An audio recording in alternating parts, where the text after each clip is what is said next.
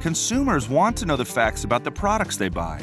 But America's agriculture landscape is not easy to navigate. Between different companies, scientific advancement, government regulations, advertising campaigns, and an unhealthy amount of myth and misconception, anyone would be hard-pressed to make sense of it.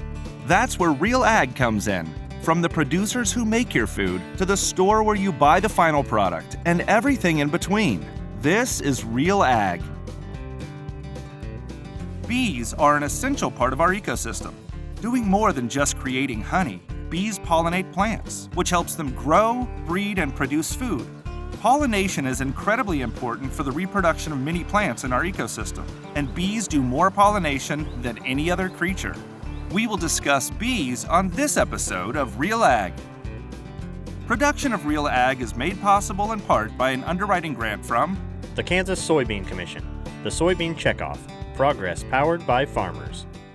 Smoky Hills PBS would like to let our viewers know that the footage and information expressed in this episode is from an experienced beekeeper. We do not encourage people to attempt to capture bees, wasps, hornets, or other stinging insects. Please be careful around bees in their hives. Smoky Hills PBS discourages anyone from attempting to disturb or remove a hive without proper attire, equipment, or without the help of an experienced beekeeper. And again, always wear protection when working with bees.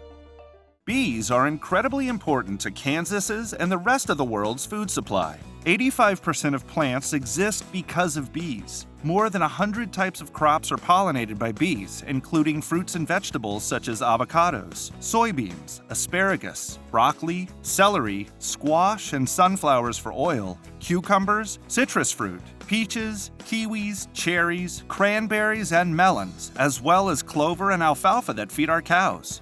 These plants rely on the pollination from bees. About 1/3 of all the food we eat depends on pollinators such as bees. Other crops such as cotton and flaxseed are also reliant on bees for the same reason. There are also a number of valuable non-food products produced by the bee, such as beeswax, which is used in cleaning and beauty products. So why are bees so important to Kansas? It's called pollination. And there's plants that can basically pollinate itself. There's plants that without the bee, they can't make food, like the almond. Without the bee, there's no almond. They also, when they pollinate, they go from flower to flower, which increases yield of alfalfa, watermelon, all kinds of varieties of things.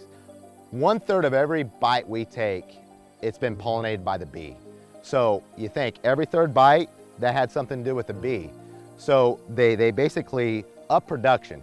They say by a half. It's just a pollinating from flower to flower to flower, and that makes things grow. Basically, pollination is what makes this world go around, from alfalfa to all that kind of stuff. They're very, very, very important. The way we do things nowadays with pesticides, herbicides, all that kind of stuff, it's so dangerous to these girls, or these bees, I should say. So trying to find places like I do where it's a lot of grass, not around the monoculture. Monoculture has taken over the world and has taken away the habitat what these bees need to live. So it is very, very important. You know, that's why I love my job every day, because I've got a very important job to do. I've got to keep these girls alive. And if I fail on my job, I feel I fail the whole world. So that being said, I work very hard. I cherish these bees. I mean, it's just not a job, it's a love. And I think that's why we do so good, because we're not in it for the money point. You know, a lot of people go out to California for the almond pollination. So we try to find ways where we can pollinate, like the canola and all that, to where it's a lot more peaceful with the bees. And so they're very important to them. I mean, people I don't really think understand how important they are. There's a lot of people that fear these bees, like are scared to death of them, and they shouldn't be. These bees are very docile. They ain't gonna hurt us, they're just curious what's going on. So with this, I hope this, you know, it puts a learning curve for the people that how serious this is. It does a learning curve on these bees are not as dangerous as people suspect them to be. And so yes, very important to the world. There are over 2.5 million colonies in the United States as of January 1st, 2018. Here in Kansas alone, there are 7,000 bee colonies, not including colonies maintained by beekeeping hobbyists. While there was a decline in the honeybee population during the colony collapse disorder back in 2010, 2018 has showed a 1% increase in the population of honeybee colonies. Looking back at 1980, there were 4,146,000 colonies in the United States. Just in Kansas, there were 43,000 colonies. The decline both in the US and Kansas is mainly because of disappearing bee habitat. This has been caused by sprawling urban life, changes in agriculture, going to monoculture environment, planting of corn, milo, wheat, and soybeans. Also, at that time, chemicals such as glyphosate, known as Roundup, became dominantly used by farmers and ranchers. Because of this, there is no longer enough bee pasture to maintain the large number of bees that there used to be. Also, the US consumer now eats far more honey than the American beekeepers can produce. So, much of the honey consumed in the US comes from foreign countries. This makes beekeeping in the US and Kansas a very important job for the survival of bees. Beekeepers will create man-made hives to cultivate bees, which they maintain for the health of the hives in an effort to increase the population of bees. So what goes into beekeeping, and how do they maintain hives and hopefully ensure the survival of those bees? Oh, there's a lot of things going to beekeeping. Woodware, hive tools, frames, bees, good genetics of bees so you don't lose bees all the time, so good genetics of bees. Hive, it's a nucleus. And we put them into those little ones to get going. And once they expand out and the queen's laying really good, we put them into that, to the bee box. And then once that's established, then we set them out at other places, you know. We're slowly getting places to keep doing bees. And unfortunately, there's some places we're right by corn, beans, and all that, which beans are very good for bees. But we try to stay away, but unfortunately, it's getting very hard to find places like this to where we can basically keep bees and keep them thriving.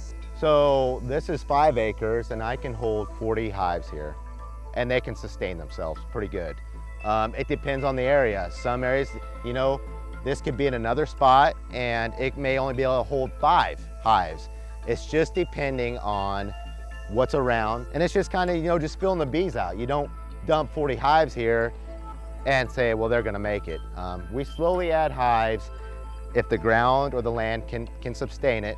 We don't want to rob it completely because we want these hives to thrive, and they need a lot of honey and nectar to thrive, how strong they get. So the maintenance on the hive boxes are, there's not very much as long as you give it a good paint job the first time, and that's very key. If you give these hives good paint jobs, good quality paint, they'll last forever. The frames inside the hives, they say is the cleanest in the hive. They propolis around the top and it seals everything. So inside is very clean, like clean. I mean, they say it's unprecedented how clean it is inside a hive. So the inside of the hive, it don't take much work. You know, once you get those hives set up, the only thing that I would say is a lot of work is when they build that comb, after so many uses, it starts getting dark. And it's just like when I go to bed, I want clean sheets. And I take it the same way for these bees. And so I would say inside that hive, you know, keeping that wax nice and clean for them, that's the hardest part. And it ain't the hardest part on me, because all I gotta do is just put a new frame in there. It's hard on those bees because it takes them so much work to get all that rebuilt before they can store any food, before they can do all that. So that is probably inside the hive, that is probably the hardest part, I would say, that consists in that hive. It was a very expensive hobby. Now we're doing it full time. You know, I contact different lumber stores. You know, a lot of this stuff, you can reuse wood. Like my nukes, they're usually not out here all year long. But unfortunately, we've had some queen problems and we've got quite a few nukes set out here yet. You've got to really pinch your pennies to be able to do at the level we are. I mean, you know, we're gonna have to build, 480 hives next year to count for all the splits we're gonna do next year. That's a lot of lumber. There's lumber that I use really good lumber on that needs to be good. I can get by, like my lids, I can use a little bit cheaper lumber on my lids, but the bodies and the bottoms are very important. They need to be, which costs a lot of money. So it's very expensive. This is the first year I didn't have a job to supplement that income, but we're working on it. You know, I asked, you know, this is, you know, we did some donations on some hives this year, and some people donated some money, and it goes right back into the hives. You know, all the honey sales we do, and we've done a lot of honey sales this year. We do a lot of honey straw sales. That gets all done back into hives. So don't go buy honey from the store. You know, buy from your local beekeeper, because that keeps him going. I would say that would be the biggest thing right now keeps me going is my honey sales and the products I make from my bee products, which could be lotions. We make beard balms, we make lip balm, we make honey sticks, we make pure honey, we do combed honey. There's a lot of things that we do. I get a lot of people say, gosh, that's expensive. It's not really expensive, because if you really figured what it takes to get it out of the hive to the extraction part to the jar, it's cheap. People who specialize in beekeeping are becoming more and more important to helping the survival of bees and their hives. Beekeepers create man-made hives known as beehives. Beehives are structures which bee colonies can make their home. In the wild, bees live in nests, sometimes called wild hives. The difference between bees' nests, or wild hives, and beehives is that the nests are naturally occurring. Honeybees can live on both beehives and nests, as they can form nests by themselves, rather than living in hives made by beekeepers. All other species of bees make nests, but they do not typically live in man-made hives, as no other types of bees have any commercial value. Ordinarily, bees choose to build their nests in isolated locations. Bees' nests are becoming rarer and rarer to come by in western Kansas, as there are few swarms due to the type of farming practices as well as the vegetation and topography of the region. Things are different in eastern Kansas, as there are many trees, hills, and floral sources for feral bees to survive. As a result, there are many more swarms in eastern Kansas compared to western Kansas. Feral bees should be left in the wild if at all possible to keep the wild genetics and pollinators in nature going as long as possible. So, what should someone do if they come across a bee's nest that they may not want on their property? There's not a lot of wild hives. Here in McPherson County, Reno County, wild hives are really struggling. We used to catch swarms on a daily basis. It went from getting a call every other day to getting a call once a month to, I had a buddy call me yesterday, found a wild hive on a curb down in Newton. I had another one in a tree. I can't pull them out of trees. I've tried, so I try to let other people do those. You know, the swarms that are like on branches that maybe you see on a sign, like I see in like Phoenix and all those places that are still thriving pretty good with swarms, but I don't hardly see any of those. I think hives need to be treated. You know, it used to be, and you got people that go treatment free. And I think now that you have to treat your hives for them to thrive. If you don't treat your hives, they don't do no good. Yes, the wild hives, we don't go into them, so the chances of hurting that queen to keep that hive thriving is very good, because we don't go into it. But I think in time, that wild hive will get affected and it will not strive. Like, you know, like I've got hives that lasted 3, 4, 5 years and they're still thriving. When I treated once a year. This year, I had a whole bunch of hives die because of the varroa mite. And I think it's getting worse and worse and worse to where we've got to treat all the time. Unfortunately, it's a sad thing because I don't like treating, but they make treatments out there that are really, that really respect the bee and don't hurt them. There's still treatments out there that do hurt the bees, I believe.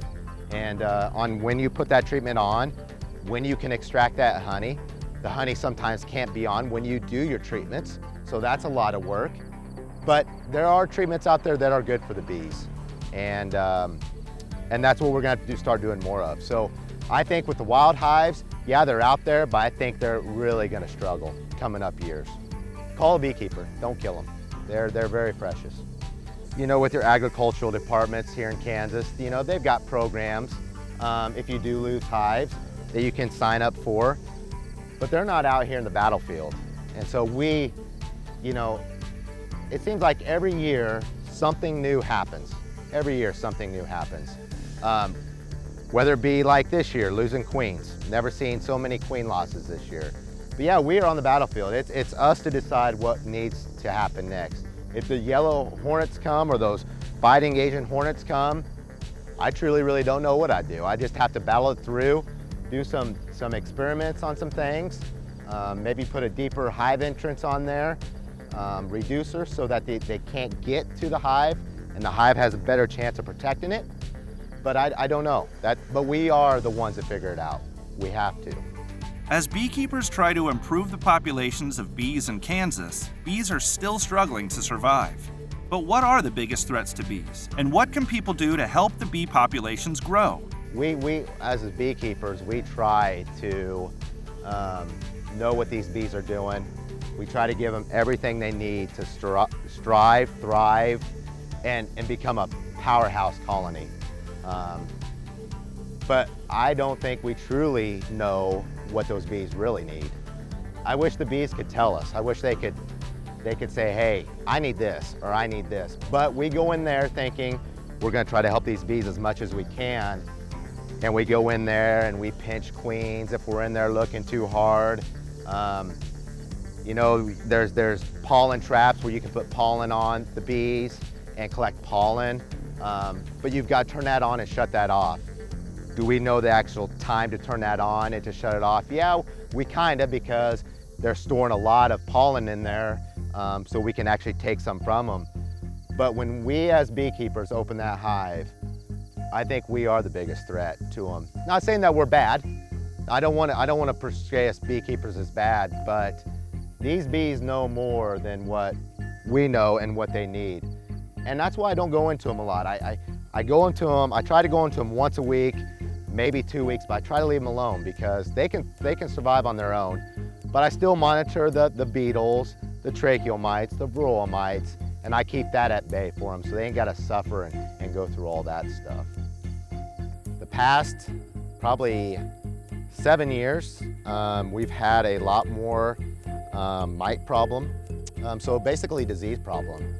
It used to be really, really easy to do bees. And now we've got hive beetles and we've got basically a lot more hive management work. It used to be you could raise bees, put them in a box, they did good and they grew. Now you got the hive beetles, tracheal mites, varroa mites, and it makes it very, very tough to do this beekeeping, but it still can be done. It's just a lot more work for us. Makes it a lot more work is I had to become doing this full time. I did have a job my whole life and doing these on the side, but now with more of the hive management and all that, taking on a lot more hives, I become a full-time beekeeper this year, which I'm very excited about and been waiting for a long time. You know, I think beekeepers and farmers can coexist with each other on what they do and what we do. I believe for a couple things, like alfalfa I've seen, it's spraying chemical for the weevil, they start spraying sugar water. I know the weevil, when it ingests the sugar water, it can't digest it and it kills them. So, you know, taking some of the chemicals, some of the harsh chemicals out. Another thing farmers can do is spray towards evening when the bees are all home. That would be a great thing, you know, but I understand farmers have timelines too and they gotta get things done when they need to get done. I understand totally, but if they could just work a little bit later at night on spraying, if they have to, most of the bees are at home. They're not out in the fields doing their pollination. So that's one of the big things I think needs to happen is farmers and beekeepers need to get together a lot more, talk about what they could do, you know, and make it easier for the bees so that they're not out pollinating when these farmers are out spraying. Maybe towards evening or dusk, they could go out and spray. In my mind, I see that would change a lot of things. We got into contact with Bees Excel from Lyons, Kansas, and he is an extremely motivated young man that wants to put beehives throughout the state of Kansas. His goal is to be the largest beekeeper in the state of Kansas. So he asked if he could put hives on our ground. So we said, sure. We love educating, we love working. So we now have an educational video series to bees and we're learning about that. It's been exciting, it's been a learning experience, but yes, we now have 4 beehives up at our CBD grow. We will expand collaboration with Bees Excel. It's his farm and his operation. He just, came to us and wanting to put it out. They really enjoy, or I guess the bees really thrive off some of the hemp plants and then soybean plants as well. So we think we have some good potential to continue letting him increase his beehive number. Where we have the bees over at the greenhouse and outdoor grow for our straight CBD variety, we're seeing a lot of activity. All those plants are starting to flower right now, so they'll really help with the pollination. It's a great collaboration with Brian, so we're really excited. We think it's going to be a really neat deal, and we'll probably put quite a bit more out next year as well. They love to pollinate. That's what they do. That's why they're here, and giving them, better areas and conditions to be able to do that, can only make it better. They really thrive in alfalfa as well too. So, yeah, the more we can get out there and the more they can move around, do their thing, the better crops can pollinate and stuff like that. They find their nectar sources, they do their feeding. Ryan comes once a week, and this winter he'll have to feed them a sugar water mix to make sure that they have enough honey to get through the winter. Bees need approximately 100 pounds of honey to feed until spring. So he is ramping up his winter program and making sure his bees are ready to survive these upcoming months. Flowers, plant flowers. These bees, so they say for every 1 teaspoon of honey, it takes 1 million flowers that bee has to visit to make that 1 teaspoon. So flowers are huge. So just planting flowers. I mean, just throwing seed out in your yard. When dandelions come out, don't mow them off. That's a very crucial part for the bees towards the end of or at the beginning of the year is dandelions, because there's not a lot of food out there. So they go to the dandelions. Dandelions provide a great pollen and a nectar source. So if you would just leave that at least maybe 2 more weeks, just so the bees can get a little bit more. So it's just basically planting a lot of flowers. Just plant, plant, plant. That's what I say. That's the biggest thing to help the average people that have no farmland or anything like that. Just a little bit of that helps a lot. Hobbyist beekeepers lose the most colonies in a year due to their lack of experience and knowledge. National organizations advocate that if people want to help the bee populations, they need to plant flowers and pollinator fields to help keep our honeybee and natural bee pollinators alive for the future. What would beekeepers like to see for our future? I would love to see more people get into the beekeeping. It's there's a lot of beekeepers out there that, they're up in their age, and those good mentors. And there's not a lot of people following it. Now, I will say this year, with what's happened in the world, I see a lot more of it going on to where a lot more beekeepers are coming out trying to do bees, 1 or 2 or 3 hives. So that's what I would love to see. Another thing I would love to see is less harsh chemicals on what we do every day in this world.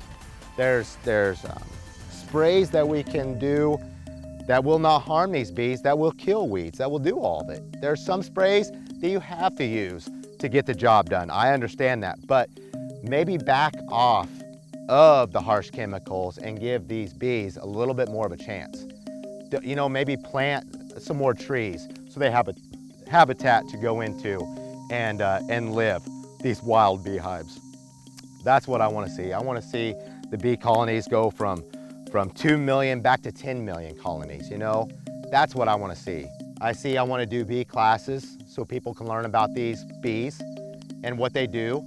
That's why we kind of bought this property, to kind of work it to where people can come out, sit here, watch the bees, enjoy the bees, not be afraid of them. Have teachers out here teaching what these bees do and why they do it, and why we can eat and put food on the kitchen table. I just want to see, I don't want to see to where this yard is empty and there ain't no bees in this yard. That's my future goal.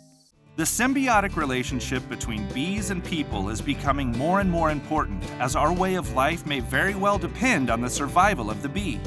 people should keep things in mind, such as the use of pesticides, as well as where they may purchase their honey, to a whole host of other practices that would help to increase the bee populations across Kansas, and would be essential to the world, for the survival of the bee will be fundamental in keeping a fertile landscape available for many of the foods we love to eat, as well as other products we use in everyday life.